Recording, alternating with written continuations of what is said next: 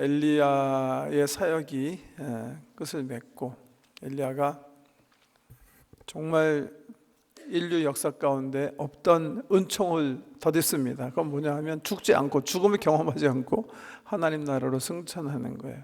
성경에 보면 이 엘리야 외에 또 한 명이 그냥 죽음을 맛보지 않고 승천하죠. 누구죠?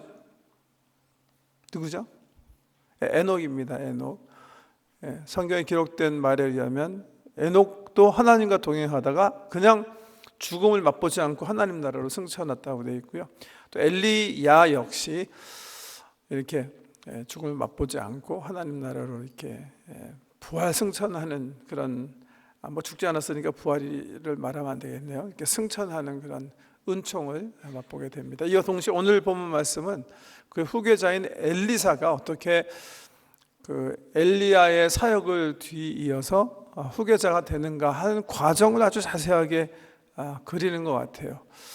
한번 살펴보겠습니다. 두 가지 관점에서 오늘 본문 말씀을 살펴보기 원하는데, 1절에서 6절까지 내용을 보면 뭐 똑같은 내용이 반복이 돼요. 똑같은 내용이. 한번 보세요. 다시. 여호와께서 회오리 바람으로 엘리야를 하늘로 올라가고자 하실 때 엘리야가 엘리사와 더불어 길갈에 나가더니, 이제 길갈에서 일어난 일입니다. 2절. 엘리야가 엘리사에게 이르되 청하건대 너는 여기 머물라. 여호와께서 나를 베델로 보내시느니라. 이제 엘리야는 엘리사가 더 이상 쫓아오지 않고 이제 머물기를 원하는 말을 하고요. 이때 엘리사가 반응을 하는데, 엘리사가 이르되 여호와께서 살아계신과 당신의 영혼이 살아있음을 두고 맹세하노니 내가 당신을 떠나지 아니하겠나이다. 그래서 엘리야가 져서 두 사람이 함께 베델로 내려갑니다. 베델. 3절에 보면 베델에 있는 선지자들의 제자들이 엘리사에게로 나와 그에게 이르되 여호와께서 오늘 당신의 선생을 당신의 머리 위로 데려가실 줄을 아시나이까. 선지자의 제자, 뭐 선지자들이죠. 선지 생도들, 좀 나이 어린 선지자 그룹이 엘리사에게 나와서 물어요. 엘리야에게 묻는 게 아니라 오늘 당신 선생님 엘리야를 하나님께서 당신 머리 위로 들러 올라가게 데려가실 줄 압니까? 그때 엘리야가 이렇게 대답해요. 나도 또한 아노니 너희는 잠잠하라. 요 이야기인데요, 계속 반복되는 거예요. 4절, 5절, 6절 계속 똑같이 반복되는 거예요. 그 말 듣고 이제 엘리야가 또 이제 4절에 보면 똑같이 얘기해요. 엘리사야, 더 이상 따라오지 말고 너 여기서 머물러라. 그럼 또 엘리사가 엘리야에게 나는 죽어도 당신 말 듣지 않고 나는 끝까지 당신 쫓아가겠습니다. 그래서 할 수 없이 엘리야가 또 데리고 가요. 그래서 이번에는 여리고로 가요. 근데 여리고에 갔더니 또 선지 생도들이 엘리사에게 나와서 또 똑같이 물어보는 거예요.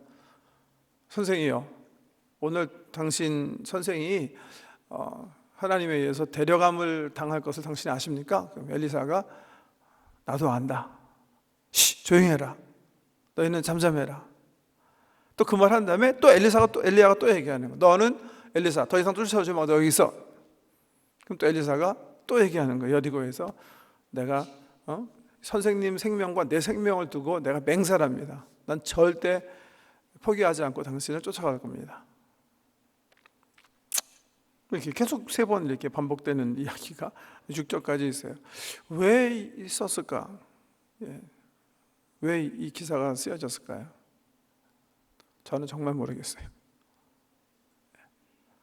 오늘 교재 봤더니 그 말씀과 함께 저자도 왜 썼을까?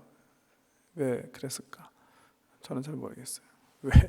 왜 엘리야는 따라오지 말라고 그랬는지, 왜 엘리사는 끝까지 따라가려고 그러는지, 그리고 왜 엘리사가 그 다른 제자들한테는 잠잠, 너희는 요동하지 말고 기다려라. 이게 굉장히 중요한 일이기 때문에 3번 반복해서 이 열왕기 기자가 이 글을, 이 사건이 있는 그대로 써놨을 텐데 이거 시그니피컨트 제가 잘 모르겠어요. 엘리야는 글쎄요, 이제 곧 하나님 나라 가기 때문에 혼자 있기 원했는지, 아니면 이 사건이 엘리야로 하여금 엘리사가 얼만큼 자기를 정말 이렇게 따르고 또 후계자로서 자질인지 점검하는 그런 역사인지. 어떻게 됐든 이 세 번 똑같이 반복해서 이제 엘리사 관점에서는 확실한 것 같아요. 내가 스승을 끝까지 쫓아가겠다. 스승이 오늘 이 세상을 떠나서 하나님 나라로 들려 올라가는 그런 무슨 사건이 벌어지더라도 내가 결단코 버리지 않고 당신과 함께 하겠다 하는 그런 아주 그냥 열정을 가지고 엘리야를 쫓는 기사가 거기 서 있고요. 7절 이하에 보면 이제 요단강을 건넙니다. 그런데 꼭 모세가 이스라엘 백성들과 함께 이 호계를 건넜던 것처럼 또 여호수아가 그 이스라엘 백성들과 함께 요단강을 건너서 가나안 땅에 들어갔던 것처럼 엘리야가요 겉옷을 벗어가지고서는 요단강을 향해서 이렇게 확 펼치니까 요단강이 딱 갈라져가지고 두 사람이 하나님의 종 가운데 마른 땅을 건너가는 그런 기사가 써 있고요. 이제 9절에 보면 이제 소위 이제 소명의 관점에서는 엘리야의 사역이 후계자인 대를 이어받을 엘리사에게 넘어가는 사건이 역시 자세하게 나와 있습니다. 건너매 9절 엘리야가 엘리사에게 이르되 나를 네게서 데려감을 당하기 전에 내가 네게 어떻게 할지를 구하라. 엘리야가 이제 엘리사를 축복하려고 하죠. 어떻게 해줬으면 좋겠느냐. 엘리사가 대답합니다. 당신의 성령이 하시는 역사가 갑자기나 내게 있게 하소서 하는지라. 이 말씀 때문에 성도님들이 이제 기도하실 때 우리 목사님에게 영감이 7, 8배나 갑절이나 이렇게 하시는데 기도 너무 감사하고요. 첫째는 여기 이제 갑절이라는 어떤 그 문헌적 의미는 사실은 이제 내가 후계자가 되기 원합니다. 내가 바톤을 이어받기 원합니다. 그런 뜻으로 보아야 합니다. 이스라엘 사람들은 이제 자녀들에게 유산을 남길 때 장자는 차자들보다 더 많이 준다고 했죠. 몇 배? 2배 주는 거예요. 2배. 다른 아들들보다. 왜? 아버지의 가문을 이어받는 장자이기 때문에 그 사람은 2배 몫을 받게 돼 있는데 여기서 이제 여기 갑절이라고 이렇게 번역이 되는데 많은 대부분의 성경학자들은 여기서 사실은 이제 두 몫으로 사실은 번역해서 옳다 그렇게들 얘기하는데 그 말이 옳습니다. 다른 생도보다 자기는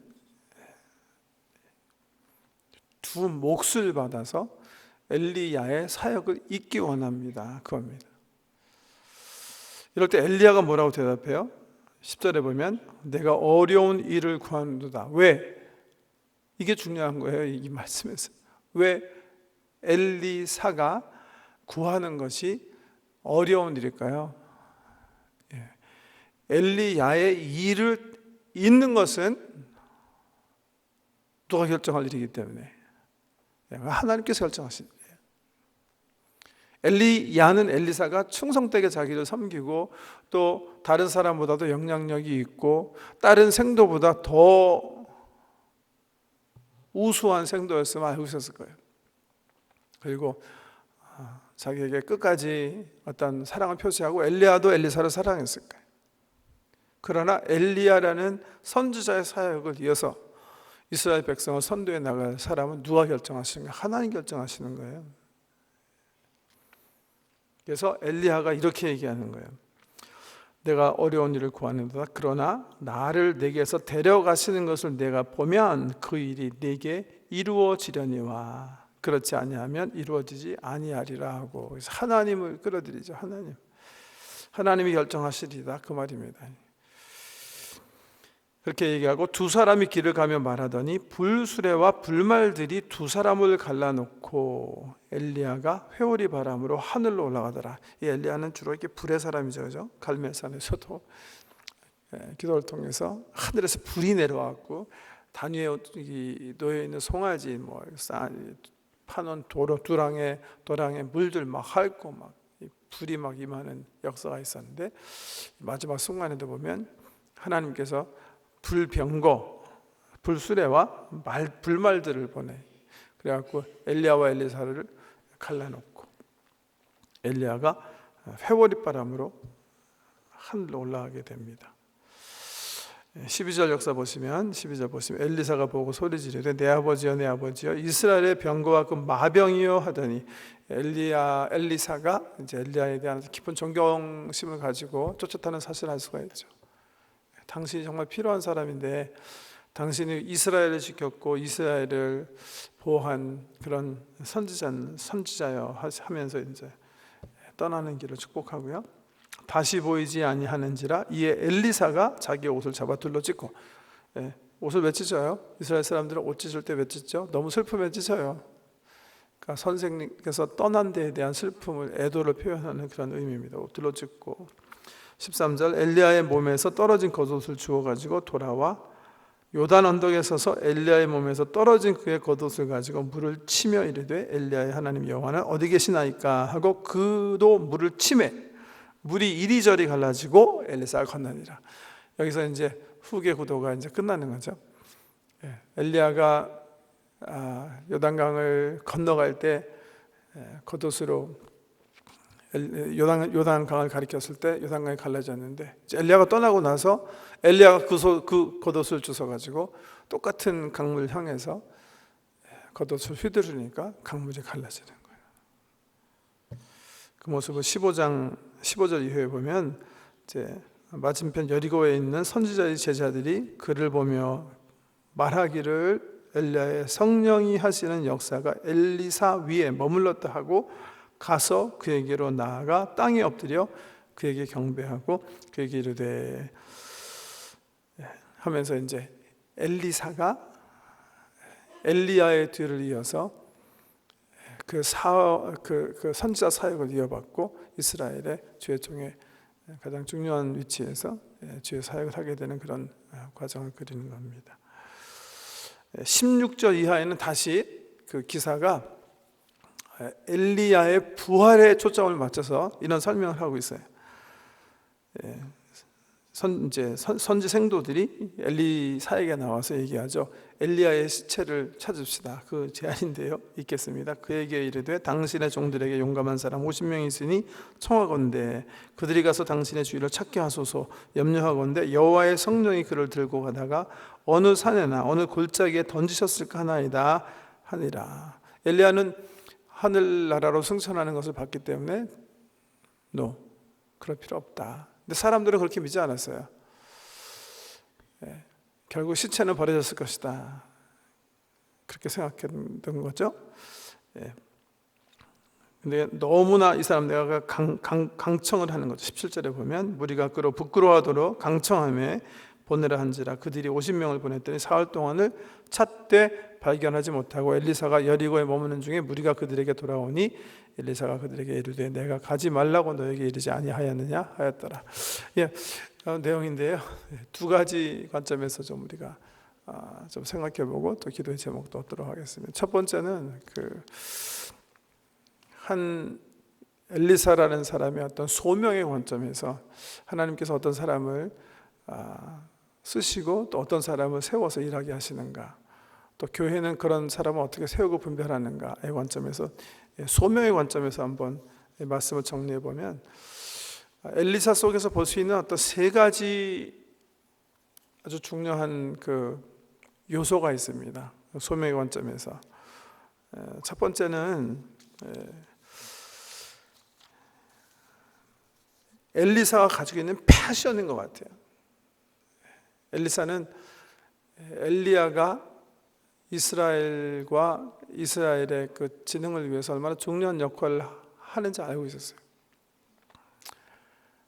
그리고 엘리사가 없을 때 자기가 엘리야가 떠나게 되면 그 일을 자기가 하고 싶어 했어요. 그런 패션이 있었던 것 같아요. 패션. 보통 제가 오래전에 이렇게 여행 중에 읽을 책을 안 가져와가지고 공항에서 이제 책을 하나 이렇게 픽업하게 됐는데요.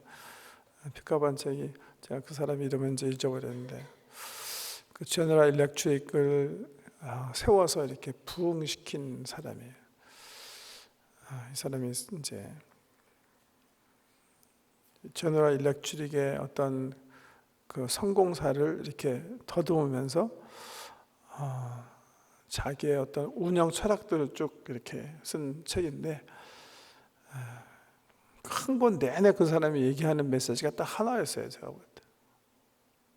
자기가 사업을 성공한 이면에는 딱 한 가지 중요한 원칙이 있는데 그거는 사람을 기용할 때 그 분야의 패션, 열정을 가진 사람을 사용했다는 거예요. 열정. 근데 자기가 이렇게 은퇴하면서 이렇게 보았더니 학교에서 공부를 잘하는 사람, 경험이 있는 사람, 또 뭐 인격적으로 훌륭한 사람, 뭐 여러 가지 이유 때문에 사람들을 쓰고 또 함께 일하게 됐는데 결국 이 사람들보다 더 회사에게 유익을 가져다주고 자기가 끝까지 이렇게 동력하고 멋지게 일을 감당한 사람들은 다 패션 있는 사람들, 열정맨. 제가 그 책을 읽으면서 정말 그렇구나. 그 아저씨가 하도 한 책 내내 그 얘기만 했기 때문에 잊지 않고 기억하는 메시지인데요. 엘리사의 열정, 하나님 나라에 대한 그 아주 강한 열망, 엘리사가 다 하지 못한 그 귀한 하나님의 사역을 자기가 이루겠다고 하는 그런 그 패션이 이 사람에게 불붙듯이 있는 것 같고요. 그렇지만 그것만 가지고 되는 건 아니에요. 좀 아까 말씀드린 것처럼 더 중요한 건 뭐죠? 하나님의 부르심이에요. 하나님의 부르심. 보통 우리가 신학교에 가서 주의 종이 되려고 하는 사람들을 이렇게 분별하면서 이분이 정말 주의 종으로 소명을 받았는가 분별하는 가운데 하나는 일단 자기가 원해야 돼요. 자기 마음속에 하나님 나라, 우리 이제 특별히 개혁주의 계통의 신학교는 목회자들이 이제 가리키는 사역을 해야 되니까 가르침의 소명이 있고 정말 가르치고 싶은 열망이 있고 하는 게 확인돼야 되고요. 그런데 그보다 더 중요한 게 있다는 거죠. 그게 뭐예요? 우리 보통 신학교에서는 시크릿 콜링이라고 해요. 시크릿 콜링. 이 사람이 정말 부활하신 주님께서 부르셨는가? 부활하신 주님이 불렀다는 자기 스스로의 그러니까 퍼스널 컨빅션이 있나요? 왜? 결국 소명은 하나님께서 결정하시기 때문에 그렇다는 거죠. 하나님 소명. 여기 보면 이제 엘리야의 이야기 속에서는 엘리야가 이제 얘기하는 내용 가운데 엘리사에게 어드바이스하는 게 바로 그죠. 하나님께서 결정하시기 때문에 하나님의 은혜가 내게 임하면 내가 승천하는 모습을 보게 된다면 너에게 그런 일이 나타날 것이다. 하나님께서 결국 그를 불러 세우실 거라는 거 얘기하고요. 그 다음에 세 번째 중요한 게 있어요. 세 번째 중요한 건 뭐예요? 이제 커뮤니티 콜링이에요. 커뮤니티 어퍼메이션. 하나님 나라 공동체의 어퍼메이션 또한 중요하다. 여기 보면 15절 이후에 보면 엘리사의 소명을 누가 인정하는 거예요? 그가 펼치는 사역을 보고 공동체가 어펌하는 거예요. 그래서 엘리사로 하여금 정말 엘리야의 뒤를 잇는 후계자가 되는 것이 공식화되는 그런 장면이 마지막 15절 이후에 기록이 되어 있습니다.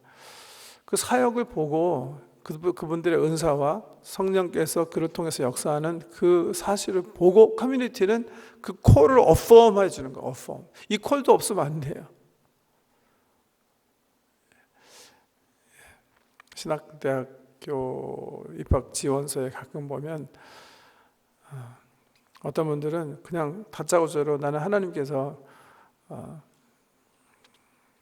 내가 기도할 때, 특히 뭐 말씀 읽을 때, 뭐 묵상할 때 등등 하나님께서 나 이 학교에 가서 신학 공부하라고 말씀하셨기 때문에 지원했습니다. 나를 입학시켜 주십시오. 근데 학교에서 볼 때는 이 사람이 준비가 안 된 사람이에요. 장난스럽게 어떤 신학교 교장이 그렇게 앉아 입학을 관장하는 처장에게 편지를 썼대죠. 당신에게 하나님께서 말씀하셨으면 곧 우리에게도 말씀하실 테니까 그때까지 기다려 주십시오. 커뮤니티가 봤을 때 You're not ready. 은사나 경험이나 능력들이 아직 나타나지 않았다고 보는 거예요. 그만큼 커뮤니티 어포메이션이 중요한데 이 엘리사 관점에서 보면 이 세 가지가 하나님께서 주신 소망, 내 마음의 소망, 패션, 시크릿 콜링, 하나님께서 소명 주심, 세 번째는 커뮤니티 어포메이션, 이걸 통해 갖고 주요적인 세워지는 모습을 우리가 볼 수 있고요. 또 하나는 이제 부활의 관점에서 좀 생각해 봐야 돼요. 이번 주에 주일 그 설교 제목이 이제 우리는 누구인가, 왜 여기 있는가, 뭐 이런 주제로 좀 말씀을 드리려고 하는데 그때 조금 소상하게 말씀을 드리겠습니다. 우리는 원래 우리는 이제 크리스찬으로 살기 때문에 우리의 본질 그러면 당연히 우리는 뭐예요? embodied person이라고 합니다. 육체를 가진 사람, 하나님의 형상으로 주께서 만드셔서 육체를 가진 사람이 굉장히 중요한 개념이에요. embodied person. 헬라 사람들은 그렇게 생각하지 않아요. 특별히 플라토라는 사람이 인간의 본질을 얘기하면서 사람은 기본적으로 이모탈 소울을 가지고 있는 것이고 이 불멸의 영혼이 우리 육체라는 감옥 속에 있는 것이고 죽음과 함께 감옥으로부터 벗어나서 사람은 이 소울, 영혼의 세계만 이제 남게 되는 거다. 이런 사상이 이제 플라토부터 시작한 헬라 사상인데요. 서구에서 많이 이렇게 붙잡고 있는 사상이기도 하고 실질적으로는 불교나 뭐 힌두교도 사실 비슷한 그런 개념들이죠. 육체를 가진 아이덴티티가 아니라 육체 없는 아이덴티티를 얘기하죠. 때로는 이 바울 선생님께서 또 특별히 이제 우리 신약 성경이 이제 헬라어로 쓰여졌기 때문에 우리 기독교인들 가운데서도 영과 혼을 너무나 이렇게 극명하게 분리해서 생각하시는 분들이 많이 계신데요. 실질적으로 성경을 이렇게 통괄적으로 보면 영과 육체는 분리될 수 없어요. 분리되면 아이덴티티가 없어지는 거예요, 사실. 하나님께서 만드실 때 창세에 보면 어떻게 만드셨어요? 흙으로 우리를 빚으시고 거기다 영혼을 하나님의 생명을 불어넣어서 사람을 만드신 거거든요. 그러니까 사람은 영만 있을 수 없고 육체와 함께 생존하는, 존재하는 그런 인격으로 보는 거죠. 오늘 부활의 모습 보세요. 이거 보면 그냥 극명하게 드러나잖아요. 우리 예수님 부활의 모습도 마찬가지지만 이 사람이 하나님 나라 올라가는데 영혼만 올라가요? 그게 아니에요. 엘리야의 모습으로 올라가는 거예요. 육체를 가진 한 인격체로 다시 우리가 부활하는 거예요. 다른 종교나 이 세상에 많은 사람들이 생각하는 셜리 맥클린 같은 사람이요. 영화배우 가운데 힌두교에 귀해가지고서는 정말 많은 영향력을 미치는 그 영화배우가 있었는데요. 이런 사람들은 뭐 육체는 뭐 이게 다 감옥이라고 생각하는 거예요. 감옥. 우리의 기본적인 것은 영혼. 우리 아이덴티티가 영혼. 우리 한국의 기본적인 무속신앙도 마찬가지잖아요. 죽으면 영혼이 구천에 떠돈다 그러잖아요. 여러분 이런 모든 이설들은 다 정말 재고의 가치가 없는 거짓말인지 믿으시기 바랍니다. 우리의 부활은요 육체의 부활이에요.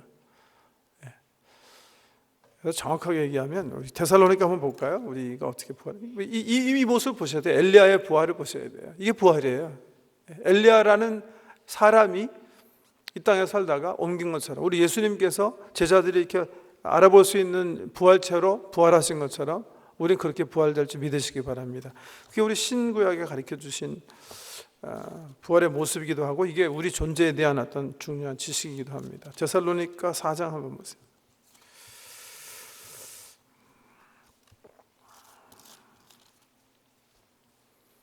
13절 말씀부터 읽어드릴게요. 형제들아, 자는 자들에 관하여는 너희가, 이제 지금 무덤 속에 들어간 사람이요, 자는 자들에 관하여는 너희가 알지 못함을 우리가 원하지 아니하노니 이는 소망 없는 다른 이와 같이 슬퍼하지 않게 하려 함이라. 우리가 예수께서 죽으셨다가 다시 살아나심을 믿을진데 이와 같이 예수 안에서 자는 자들도 하나님이 그와 함께 데리고 오시리라. 우리가 주의 말씀으로 너희에게 이것을 말하노니, 이게 무슨 말인지 알죠? 우리가 주의 말씀으로, 우리가 예수님으로부터 받은 말씀으로 너에게 전한다 하면서 주께서 강림하실 때까지 우리 살아남은 자도 자는 자보다 결단코 앞서지 못하리라. 주께서 호령과 천사장의 소리와 하나님의 나팔 소리로 친히 하늘로부터 강림하시리니 그리스도 안에서 뭐예요? 죽은 자들이 먼저 일어나고 그 외에 우리 살아남은 자들도 그들과 함께 구름 속으로 끌어올려 공중에서 주를 영접하게 하시리니 그리하여 우리가 항상 주와 함께 있으리라. 하나님께서 우리를 만드셨을 때 하나님의 형상으로 몸을 가진 영혼을 몸에 담으셔서 한 사람을 만드셨는데요. 그런 부활체 모습으로 우리가 부활하는 거예요. 그렇지 않는, 요즘 이제 물질 세계나 이제 과학에서는 주로 그렇게 얘기하죠. 우리는 그냥 애초부터 물질이다. 이게 bunch of 세포들이다. 세포가 잘 이렇게 뭉쳐가지고 사는 사람이 됐기 때문에 죽으면 끝이다, 그냥 없어진다. That's one way of, 그렇게 생각하는 부류들이 요새는 많고요. 그렇지 않은 사람들은 대충 보면 다 이제 죽음을 통해서 우리가 보니까 육체는 이거 땅 속에 들어가 있고 뭔가 우리 생각이나 이렇게 우리는 영원 불멸한 어떤 그런 영혼을 가지고 있기 때문에 이 육체는 가지만 우리 영혼이 maybe 수억억 년 후에 다른 곤충으로 들어가든지 다른 존재로 태어날 게 아닌가 하는 상상하는 그런 믿음의 체계가 있는가 하면요. 좀 아까 말씀드린 것처럼 이제 웨스턴 서방 세계에서는 플라토 영향을 많이 받아가지고 그래도 이렇게 어떤 그런 소망이 있는 거예요. 영혼 불멸. 성경은 그거 아니에요. 성경 우리가 부활할 때는 어떻게 부활해요? 몸을 가진 영혼으로 부활하는, 사람으로 부활하는 거예요. 사람. 그것을 구약에서 빵 보여주는 게 엘리야의 승천이에요. 그 엘리야가 똑같이 이제 변화선상에 보면 어떻게 되죠? 예수님과 예수님 이제 변화선상에서 예수님과의 대화하는 그런 모습으로 나타나는 거예요. 그게 우리의 부활의 모습입니다. 그러니까 오늘 말씀은 구약에서 우리가 어떤 모습으로 부활하게 되는지 보여주는 귀한 말씀이기도 합니다. 몸의 부활입니다. 몸의 부활. 근데 몸의 부활이 우리한테 너무나 당연한 거지만 제가 알기로는요, 세계 어떤 종교 시스템도 몸의 부활을 얘기하는 종교는 제가 알기로 없습니다.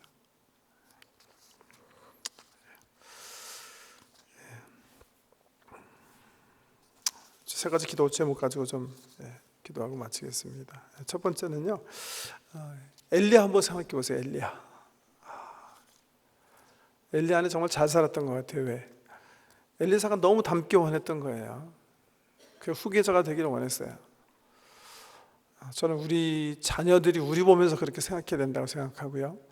우리 2세대, 3세대가 정말 저렇게 예수 믿어야 되는데 그렇게 고백할 수 있어야 된다고 생각해요. 그런 관점에서 정말 소망을 가지십시오. 우리도 엘리야처럼 그런 엘리사 같은 사람을 출생시켜 주십시오. 우리 자녀들이 엘리사처럼 우리 신앙을 닮아가는 그런 사람 되기 원합니다. 엘리야 같은 사람 되기 원합니다. 우리가 너무나 하나님을 잘 경외하기 때문에 막 뜨거운 열정으로 섬기기 때문에 나는 저 사람의 영감을 갖기 원해, 난 저 사람처럼 살기 원해 하는 그런 고백하는 은총을 드리게 해주십시오. 또 우리 자녀들의 관점에서는 정말 우리 자녀들이 나중에 보면요, 이 엘리야의 시대보다 엘리사가 정말 많은 일들을 감당해요. 기적의 숫자를 보면 엘리야 못지않게 엄청난 일들을 하면서 하나님께 영광을 올리고 하나님 나라 세워나가는데, 여러분, 우리 이미 1세대들의 평생 소원이 뭐예요? 2세들이 예수 잘 믿는 거죠, 그죠? 우리 2세 때, 3세 때 정말 우리 시대보다 더 예수 잘 믿는 거예요. 그렇게만 될 수 있으면 정말 좋겠어요. 우리 2세대, 3세대, 4세대 이 땅에 뿌리 내리고 살 우리 한 후손들 다시 한번 축복하기 원하고요. 세 번째는 예수 그리스도의 십자가 붙잡고 부활 신앙으로 살게 하십시오. 결국 이 땅은 예수님께서 주의 호령과 천사들의 나팔 소리와 하나님의 나팔 소리와 함께 임하실 때 끝장나는 거예요. 그때 무덤에 잠자던 성도들, 우리가 그때 생존하고 있다면 생존한 그 모습으로 엘리야가 회오리바람 속으로 끌려 올라갔던 것처럼 우리는 하나님의 은총으로 구름 위로 끌려 올라가서 구름 타고 오시는 예수 그리스도를 공중에서 만나게 될 줄 믿으시기 바랍니다. 그게 우리 소망이에요. 궁극적인 소망입니다. 예수 그리스도 십자가 붙잡고 부활 소망으로 살게 하십시오. 세 가지 기도 제목 가지고 기도하겠습니다. 우리가 정말 엘리야 같은 사람이 돼서 우리 후배들이, 우리 후손들이, 우리 자녀들이 내가 저 사람, 우리 아빠, 저분 내가 닮기 원합니다. 일단 내가 그렇게 돼야 돼요. 엘리야처럼. 그게 안 되면 아무 소용없는 거예요. 주님, 엘리야 같은 사람, 우리 후배들이, 우리 신앙의 후손들이 흠모할 수 있는 신앙을 내게 주시고 그런 능력의 사람으로 살게 하십시오. 우리 후손들을 축복합니다. 우리 시대보다 더 놀라운 능력의 사람으로 하나님 나라 세우게 하십시오. 십자가 붙들고 부활 신앙 가지고 살게 하십시오. 세 가지 기도 제목 가지고 기도하고 마치겠습니다.